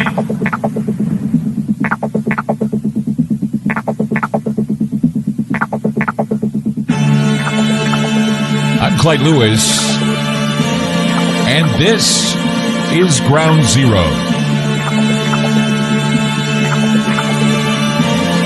The numbers to call tonight, 503-225-0860. That's 503-225-0860. This unidentified Amarillo dogman has sparked a lot of memories for me and stories I've covered in the past about dogmen, werewolves, chupacabra, skinwalkers. And, you know, I've been talking about the shadow biosphere, the demon abyss, all of it, what it can be, what it might be. You know, demons, beasts, shapeshifters, who knows? But, I mean, if you don't want to believe the scientific investigations, if you don't want to believe that scientists are now looking into quantum entanglements and whether or not, parapsychology or science is something that needs to be delved into, let's go a little National Geographic for a little bit here. There was a story in National Geographic back in 2017. It was like an archaeologist. He worked for the Indonesian government survey. And they were in an area, a large island in central Indonesia, and they walked into this cave, this area near the island, and they saw this, you know how they have those, scenes that are drawn onto rock, right? And so they went through the cave, they went into this gap, into this uncharted chamber, and there was this painting on the rocks, and it was kind of bizarre what was reported, because apparently this panel of art was 43,900 years old. And they said it's the oldest pictorial record of storytelling and the earliest figurative artwork in the world. And a bunch of scientists wrote a paper on it, and it was published in the journal Nature. It was a story on National Geographic. And what it showed was it basically told a story. You know, of course, that's how the ancients told stories. They painted on walls. And so in the scene that they saw 8 figures, and they were huge figures who were approaching wild pigs. And these figures apparently were bigger than what appeared to be buffaloes. And these buffaloes were native to the area of Indonesia. So these figures, these towering figures, huge figures, they weren't ordinary human looking at all. They appeared to have these large snout, muzzle type looks on their faces, and then they had a long tail and pointed ears. And in the language of archaeology, they were thinking that what they were seeing were therianthropes, which therianthropy is basically the study of the possibility of, I guess you could call them cryptids that have the mix of human and animal characteristics. I mean, if you look at the Greek entomology here, you see the therianthropy, therion meaning wild animal or beast, and then, of course, anthropos, like anthropomorphic or anthropomorphism, that means human being. So a shape-shifting wolf or shape-shifting dogman in mythology and anthropology, you're looking at the alteration of the physical appearance of that of a human into another species. There's lycanthropy, the transformation of human into wolf or werewolf, and that's, of course, the best known. People say, well, lycanthropy, everybody wants to be at the party and say, well, I know all about lycanthropy. It's when man can be like a wolf and they grow hair out of their face. But nobody talks about therianthropy. And there's also chianthropy, or which is the transformation into a dog. And then there's ailuranthropy, which is the transformation into a feline. And if you look at some of the Native American First Nation legends, they're skinwalkers. They are men or women who have the ability to turn into any animal they want, but they first have to wear a pelt of a specific animal in order to do it. There are werebears, werewolves, weredeers, were-rabbits, believe it or not. But the otherworldly nature of the therianthropes raises the possibility that perhaps there were shapeshifters, and the ancients described them. They said, well, these are beings, the spirit helpers, they're mythical beings during the hunt. And so the interpretations are always speculative. However, you look at the original inspiration for this painting, and you look at, this is 43,000 some odd years ago. Why did the humans put on this rock art the representation of a character that has the mix of a human and an animal face. I mean, there was also the same image that was found in a cave in Germany that dated about 4,000 years ago. And then, of course, there's one in France. And this is what triggers, I think, a lot of ancient beliefs in werewolves. And what's most interesting, though, is that you look at old Indonesia, that Indonesian one-time human-animal hybrid thing 43,000 years ago. And again, talking about the shadow biosphere. And now today we have this little photo in Newsweek that shows us that looks like a walking, upright walking dog or dog man. I wanted to throw in a little scientific hypothesis about these therianthropes, and then we're going to get to our guest tonight. And this is what it said. This is what it says in National Geographic. This is what it said about the scientists. It says, the images of therianthropes also represent the earliest evidence for our capacity to conceive of things that do not exist in the natural world, a basic concept that underpins modern religion. This is written by a guy named Adam Broom, who's a study co-author, associate professor of the Australian Research Centre for Human Evolution. He says, therianthropes occur in folklore or narrative fiction of almost every modern society, and they are perceived as gods, spirits, ancestral beings, and in some cases, demonic shapeshifters. And this, of course, appears in many religions worldwide. They make no room for claims of real werewolves or even having werewolves existing or even dogmen existing. But see, I would say that, you know, we look at these old customs, traditions, and legends associated with werewolves and associated with dogmen. And again, we have this picture in Amarillo. And we've had other pictures before of what appear to be dire wolves, which are these huge wolves. Somebody sent me a picture. It was from Texas. Some guy carrying this huge wolf. And there was no explanation. I wanted to do a show about it, but no one wanted to come forward and claim it. But it was a hunter of some kind brought down this wolf. It looked like it looked like it'd be part man, part wolf. And of course, we were talking earlier about the goat man sightings that people are seeing in their dreams, which would be similar to that of Baphomet, which makes me wonder just what is going on in the world right now. Chad Lewis coming up on Ground Zero, 503-225-0860. That's 503-225-0860. Back with more. Don't go away.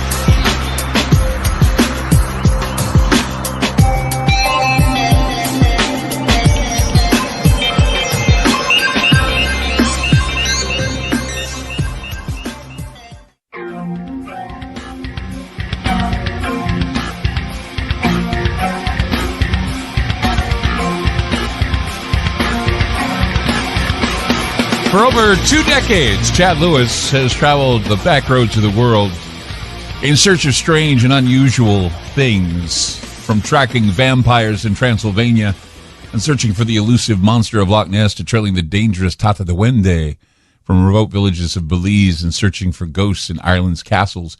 He's scoured the earth in search of the paranormal. Chad has been featured on the Discovery Channel's A Haunting, William Shatner's Weird or What, ABC's World's Scariest Places, Monsters and Mysteries in America, along with being a frequent contributor to Ripley's Believe It or Not Radio. With a master's degree in psychology, Chad has authored over 20 books on the supernatural and extensively lectures on his fascinating findings. The more bizarre the legend is, the more likely you'll find Chad there. He's always there and always great. Chad Lewis, welcome back to Ground Zero. Greetings from the Northwoods of Wisconsin. You are the man. I swear, every time I hear you, I get a chill. We've had some fun conversations. I know where you've been. That's how I can. Actually, I know where you've been, Chad. I know where you've been. Okay, so there's an uproar on the internet right now. The Dogman of Amarillo. Okay, and I'm looking at this, and we've discussed this. We've talked about it. We're wondering what the heck. Have you seen the picture? I certainly have. And give me your opinion.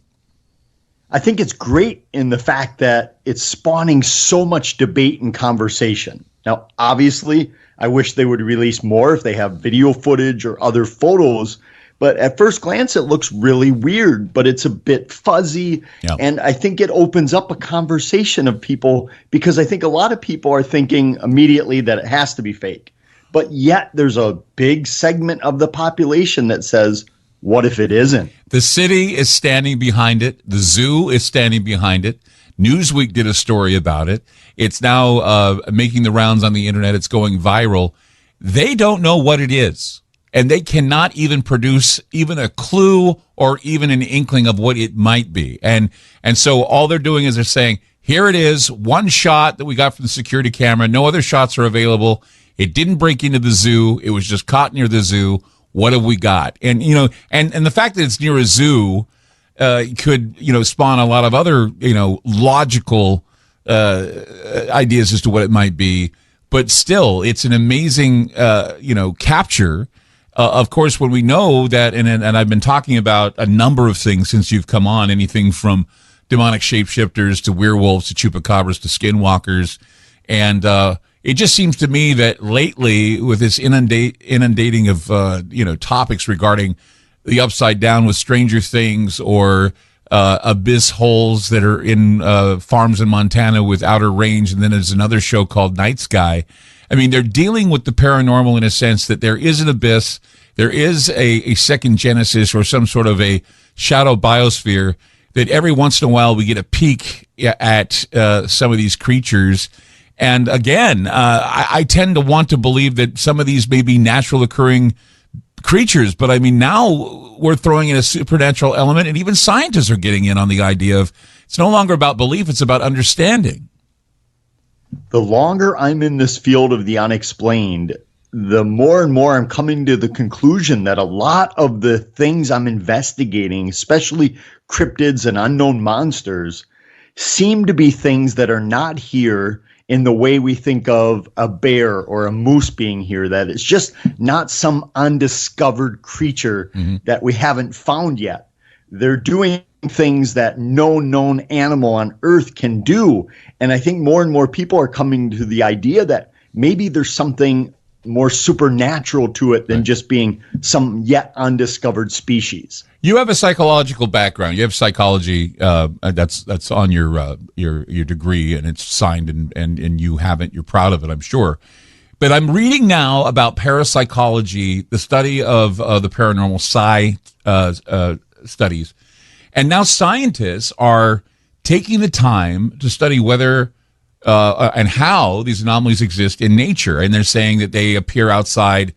I mean, it's not a figment of the imagination. Things are appearing outside the human body, and they get into things like quantum entanglements. They get into all this, the idea of psi technology, or the idea of something out there is happening, and they're taking on a more academic, theoretical, analytical approach to these things. It's no longer a matter of debunking now. It's the idea, okay, we're going to try and figure out if there's a logical scientific explanation. Are they going to find something that's going to be scientific, or do you think it has nothing to do with that?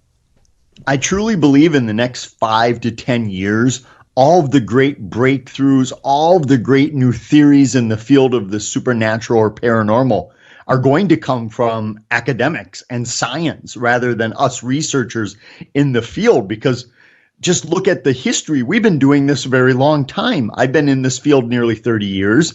I know people, colleagues of mine that have been doing it much longer than me, and they're no closer to the truth than they were when they started out. And yet we're doing that the same way over and over and over. So I truly believe that once we bring in science and more academic studies, that we're going to have some breakthroughs. And I think what's going to be supernatural at one time might seem like magic is going to be accepted theory pretty shortly. Right. I never would have believed in, I never would have believed solidly in any of this. I mean, I talk about it, of course, I've been talking about it for years, but it wasn't until my meeting with Stephen Hawking when he talked about Heisenberg's uncertainty principle, talking about, the idea that we have tachyon and other particles that are all around us. There's this invisible cloud of every thought, every song, everything that's ever been thought about on this planet is in this cloud. And every once in a while, something gets in. And it either gets in through the brain and transmits through us, or it's getting in through some interdimensional doorway that's opened up where we slam particles together at places like CERN and other places. And I'm beginning to realize that the world is, once again, a lot more complicated. And as Einstein said, when you're dealing with spooky actions at a distance, you realize that the universe is a matter of unfinished business in a lot of places. I agree with that completely. And I think the possibility of these things being explained by something we haven't even thought of today is very credible. I think the idea that most people, when we think of these things, especially cryptids, there's two big schools fighting each other, that one is flesh and blood, and then another that it's something supernatural, where I think it might be none of the above or something we can't even comprehend right now. I was at a Bigfoot convention, and I triggered a big argument. I was hosting a panel, and I triggered a big argument amongst the hunters and those about Bigfoot. And we were talking about, because I get a little, bummed when we start talking about Bigfoot as some supernatural being. I'd like to think of it as some mountain ape that hasn't been discovered yet, but to put him in a supernatural category makes it sound tabloid, and I just get a little irritated by that. But I was talking about, and believe me, you're right, there's this shouting match, this fight over whether or not we're chasing a rainbow or a unicorn or a leprechaun instead of looking for some solid evidence of a beast that lurks in the mountains of the Northwest or in the forests of the Northwest or wherever else, or the swamp monster or whatever.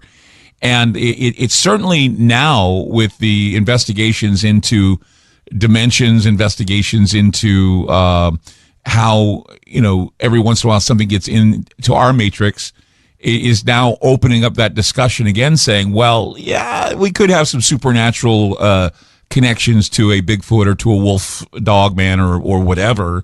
I mean, skinwalkers, of course, are part of ritual. I mean, they're part of Native American ritual, and heck, you speak about it on a Navajo Indian reservation, you get the reservation police on you. That happened to me when I was in Utah, standing near Skinwalker Ranch. I had the police called on me because I was talking about the skinwalker, and it's something you don't do. Anyway, we're going to get back with Chad Lewis tonight on Ground Zero. If you have any questions, an amazing guest, and of course the cherry on top of what all we've been talking about tonight, 503-225-0860. That's 503-225-0860. I'm Clyde Lewis. You're listening to Ground Zero, and we'll be back.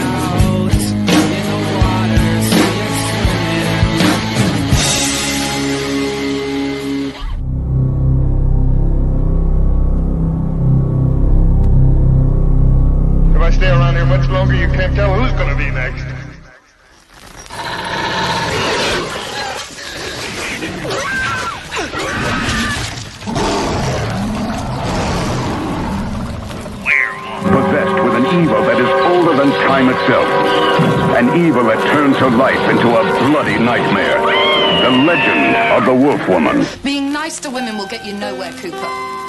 Being nice to me will get you killed. You may think they're all bitches, but I'm the real thing.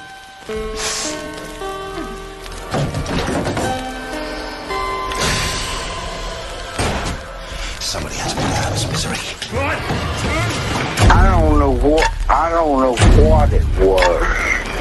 He's walking upright like a man. Don't stare back. I can't help it. Stop!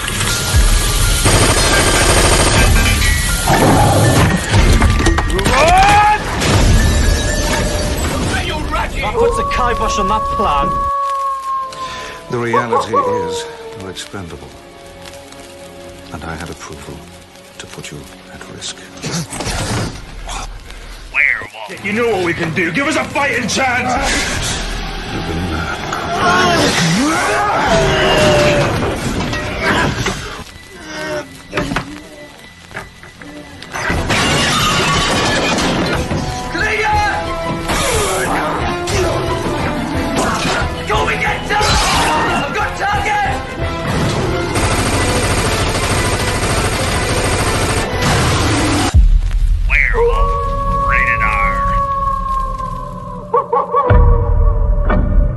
Clyde Lewis. You are listening to Ground Zero. It's obvious that there is a quest for scientists to continually find weak spots in the magnetic field to open portals in other dimensions. But what will they find if they open those portals? And we have an idea. I mean, science fiction's telling us don't open the portals, otherwise you'll discover a mind flayer or you'll discover a demigorgon or some other horrible creature. But from the 1940s until now, it is believed that both scientists and occult practitioners have been opening portals into other worlds. And in some of the stories, they've brought through various beings, shape-shifting creatures that may or may not be under the control of their summoner. The bombardment of dystopian entertainment may be leaving an indelible mark on all of us, and science is taking notice that something is coming through, whether it be in the unconscious mind or even the conscious one. And there is more than enough data and research at this point to make a reliable claim that oddities to mainstream science do in fact occur. So what people fight over is the meaning interpretation of those findings, which in bulk are basically part of theology and philosophy.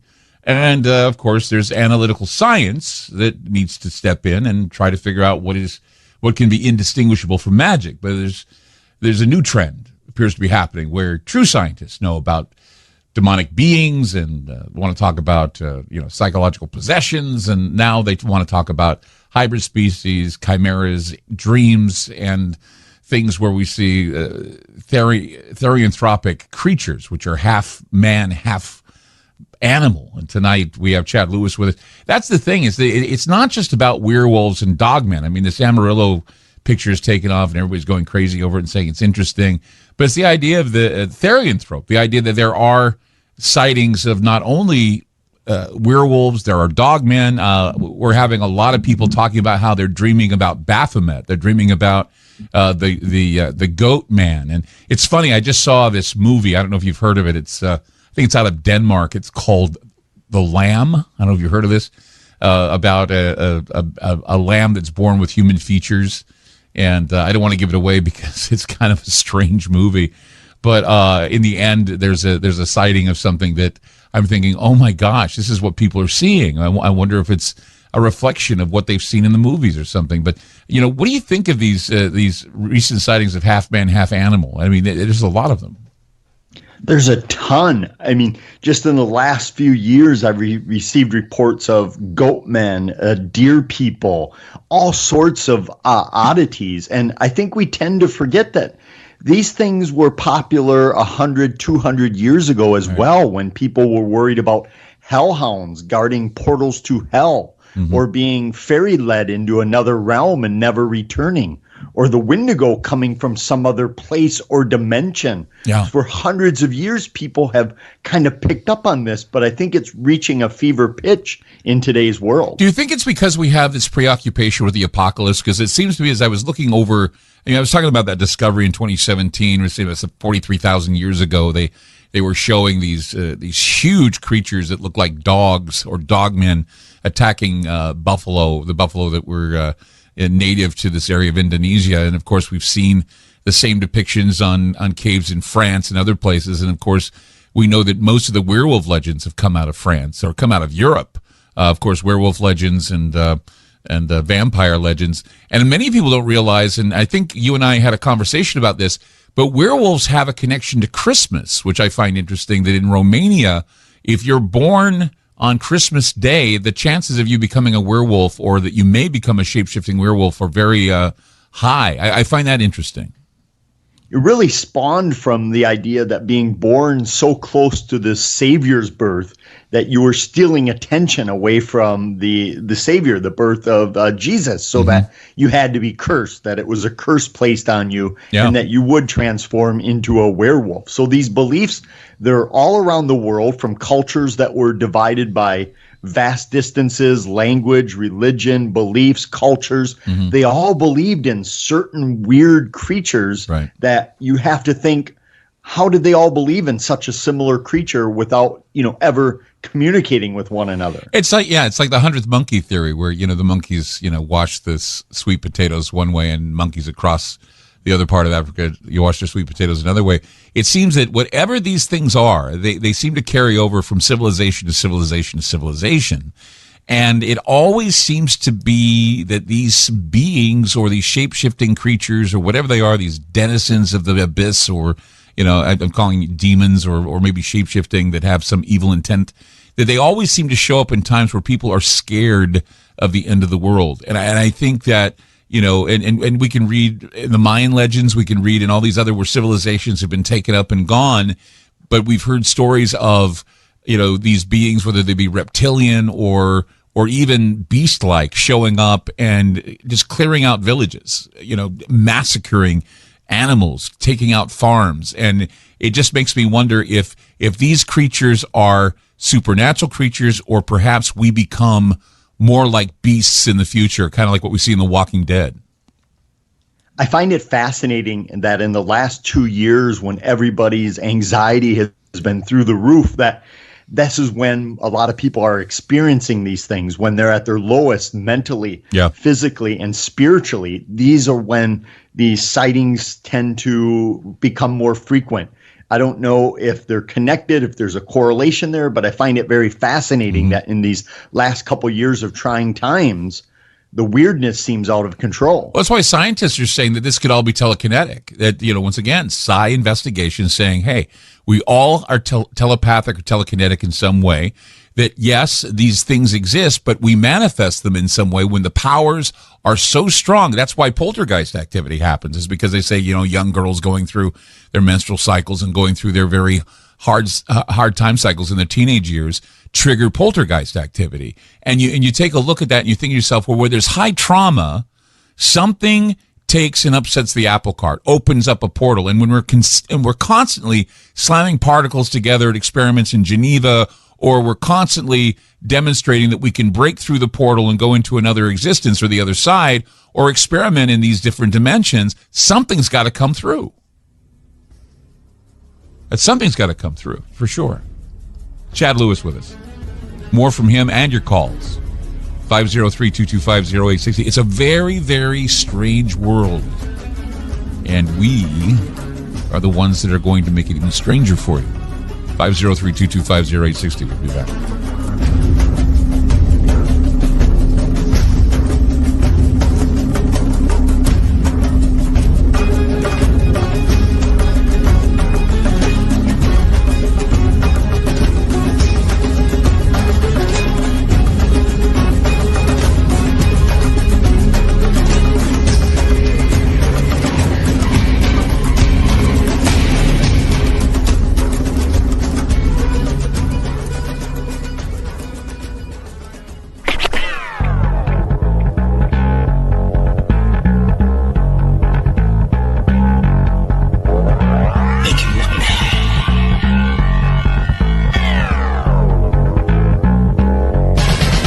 Chad Lewis is with us today on the Ground Zero. ChadLewisResearch.com. ChadLewisResearch.com. He's been everywhere. He's seen everything. He's experienced everything. And so if you need to know anything about anything paranormal and weird, this guy has it. And it's amazing that we have him on the program tonight. Such an honor to have him on the program. Let's go to a few calls right now. Let's go to Scott in Kentucky. You're on with Chad Lewis. Go ahead. Hi. Let me find my phone thing here. Okay. There it is. Let me take out here. Okay. I heard the lady earlier talking about that experience, and I had one similar. Which lady are you talking about? The one that had the experience with the incubus? Is that what you call it? Yeah. And then I said, well, that's for just a girl. Well, and then yeah. I mean, Chad, there was a woman, I don't know if you heard the show playing before, but woman called the program. She said she had a dream, and then she said she's 36 years old, and she had this very intense sexual dream. She wakes up, and at the foot of her bed, they're standing there, once again, a therianthrope. It was a half man, half reptilian, she said. It had a reptile head, but it was a strong-looking man, and I said, sounds like an incubus. And I asked her, I said, how's your health? And she says it diminished ever since. I said she needs to get a blessing or something, because those who have had contact with incubus or succubus, they end up getting sick. What's up, Scott? What were you saying? I wonder did she see it actually, or did she, it's sort of like a dream world. No, you dream. Okay, this is the thing about incubi and succubi, if you read anything about them. Succubi are called, well, Chad, why don't you explain incubi and succubi since you're here? I get to explain it, but I want you to do it.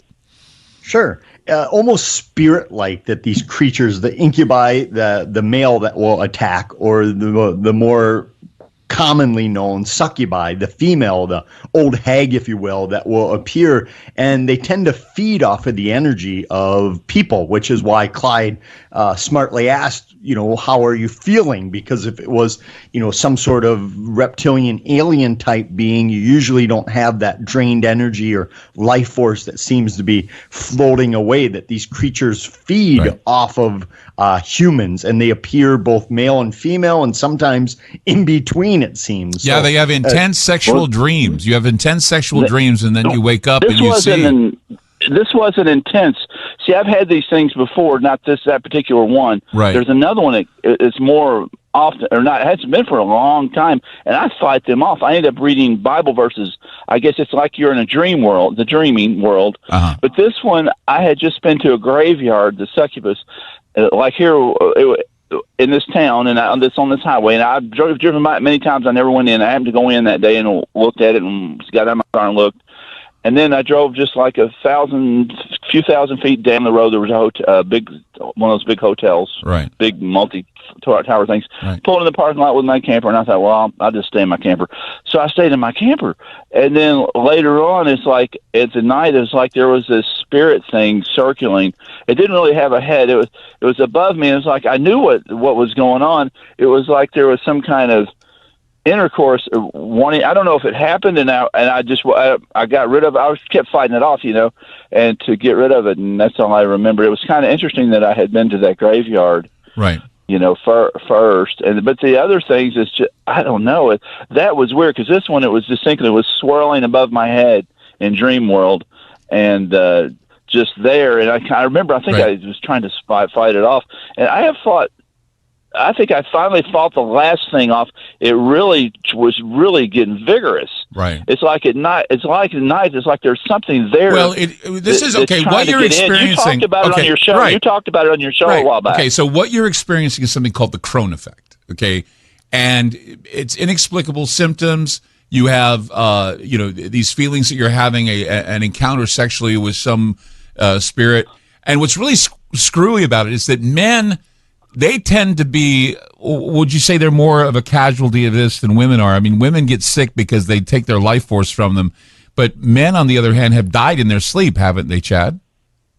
They have, and oftentimes it's not something you pick up on right away, that all of a sudden people start to feel more, less energy and less healthy, and all of a sudden... See, I was startled, and I pushed it away. I said... Oh, I realized what was going on. I said, no, I don't want this, and because that's the way I am. I am that way. Well, good. I'm glad you're pushing it away, because there's a lot of bad things that happen when you're encountering that. I mean, I don't know. The thing that really scares me, Chad, I don't know if you ever heard. Did you ever hear the story of the St. Louis Southside rapist? There was a guy, his name was Dennis Rabbit, and he said that he used to rape women. He was a serial rapist.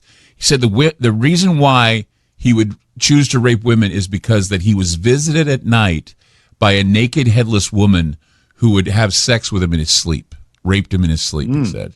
And that ever since I've heard that story, and the media didn't report it, but it was reported in the local St. Louis paper that he told police, and he told everyone he confessed to the rapes, but he said the reason why is there was a supernatural element to it, that he had been raped many times in his sleep by a headless, naked woman that he said that terrified him. And so it was just, it mentally screwed him up. It was just, I don't know if you can have spectral evidence in a courtroom, but it certainly is a scary thought. Let's go to Chris in New York. Hi, Chris. You're on with Chad Lewis. Go ahead. Hi, Chad. If you look at like the centaurs in the writings, it may have existed, but they made them right in the middle of the day, interacting with everybody else. And yet you hear about these stories at night. Everything's at night. And one aside to this, when I went to see The Devil's Advocate, I did not know that was a devil's movie. I thought it was just a court case. And that 20 minutes in, that nice Latino girl shape-shifted, and I was like, oh, now I know what type of movie this is, Right. But, my question would be, in his studies with all these different phenomena, how much of it breaks down to broad daylight or at night? Yeah, Chad, what do we find? Nighttime or daylight sightings more often? Great question. I found over the years that it's a bit of both, but I'm surprised at how many daytime sightings happen. And it happens to people who are not actively out searching for it. But I think with TV shows and Hollywood, the atmosphere of a nighttime event is much creepier. Plus, many people think that once we lose our vision in the dark, we rely on other senses. And if there is such a thing as a sixth sense or more, that maybe that's how you're picking up on it. But I certainly get just as many daytime reports of weirdness and oddities as I do of nighttime. Chad, would you say, and you were just kind of, I think you were hovering around that, would you say that most people are telepathic and they don't know it, or that we are seeing telekinetic experiences with these situations, that we ourselves can open up dimensions? Nearly every single psychic, medium, or intuitive I've ever worked with claim that we all have the ability. Some of us just aren't as good at exercising it as others, but without fail, every single one has told me that they believe that we all have this ability, just some of us need work on it. ChadLewisResearch.com. That's ChadLewisResearch.com. Having Chad on is such a pleasure. Chad, thank you so much for being on the program. And hopefully we'll get down to the bottom of this Amarillo Wolfman or whatever it is, because it's certainly got a lot of people taking notice on the internet. Again, thank you so much for appearing on the program tonight. Keep an eye out. Yeah, definitely. Keep an eye out. They're out there and lurking in the shadows. Thank you so much for being a part of Ground Zero tonight and listening. Remember, keep your mind where they can't get at it. You keep it at Ground Zero. Good night.